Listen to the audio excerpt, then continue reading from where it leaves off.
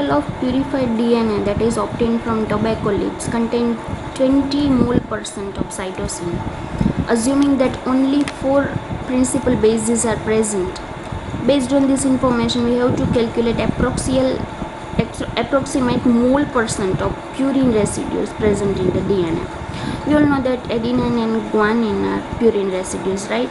So whatever the number of guanine present I'm talking about as a mole%, that is equal to number of cytosine residue, because guanine make base pairing with cytosine. And forget about Chargaff's rule. So mole% of guanine that is given is 20. So obviously cytosine is also present in its 20% amount.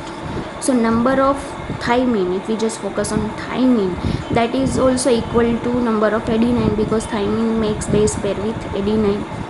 Now total number of purine and pyrimidine present in all over the length of DNA, that is gives our as in mole% 100%. So adenine plus guanine, these are purine bases, plus thymine and cytosine, these are pyrimidine bases, gives to 100%.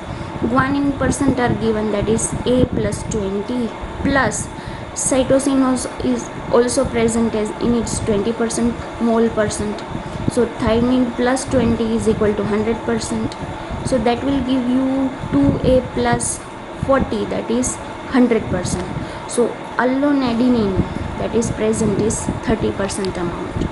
So we are focusing on total % of purine bases, that is adenine plus guanine, that is 30 plus 20 is equal to 50%. So friends, if you think my videos are helpful to you, please subscribe to my channel and don't forget to click the bell icon so that you will be notified for the next upcoming videos. Thank you. Have a nice day.